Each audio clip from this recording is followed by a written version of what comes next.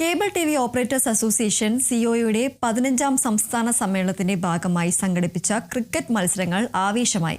വാശിയേറിയ മത്സരത്തിനൊടുവിൽ സിഒയെ മലപ്പുറം ജേതാക്കളായി. ഫൈനലിൽ കേരള വിഷൻ ന്യൂസ് ചാനൽ ടീമിനെയാണ് സിഒയെ മലപ്പുറം തോൽപ്പിച്ചത്. Cable TV. ഓപ്പറേറ്റേഴ്സ് അസോസിയേഷൻ 15ാമത് സംസ്ഥാന സമ്മേളനം 26 മുതൽ 30 വരെ മലപ്പുറം തിരൂരിൽ നടക്കുകയാണ്.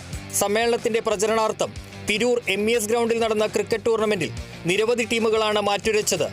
ആവേശകരമായ മത്സരത്തിന്റെ ആദ്യാവസാനം മികവ് പുലർത്തിയാണ് അനൂപ് നയിച്ച സിഒയെ മലപ്പുറം ജില്ലാ ടീം കിരീടം ചൂടിയത്. ഒരു റൗണ്ടിലും തോൽവി അറിയാതെയായിരുന്നു ടീമിന്റെ കുതിപ്പ്.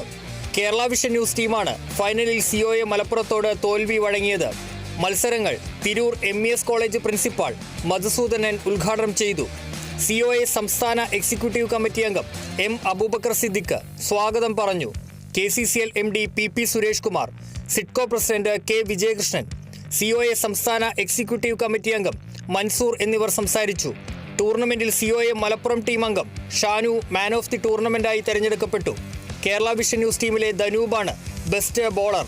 ടൂർണമെന്റിൽ കിരീടം ചൂടിയ സിഒയെ മലപ്പുറം ടീമിനും രണ്ടാമതെത്തിയ കേരള വിഷൻ ന്യൂസ് ടീമിനും മൂന്നാമതെത്തിയ തിരൂർ പ്രസ് ക്ലബ് ടീമിനും ക്യാഷ് പ്രൈസുകൾ സമ്മാനിച്ചു.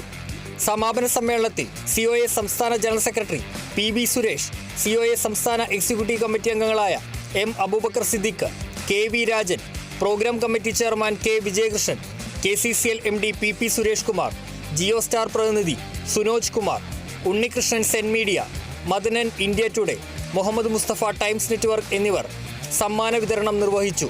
സിഒയെ മലപ്പുറം ജില്ലാ team, Kerala vision news, Tirur press club, KCCL 11, C O A state ടീമുകളാണ് മത്സരത്തിൽ മാറ്റുരച്ചത്. Kerala vision news Malappuram.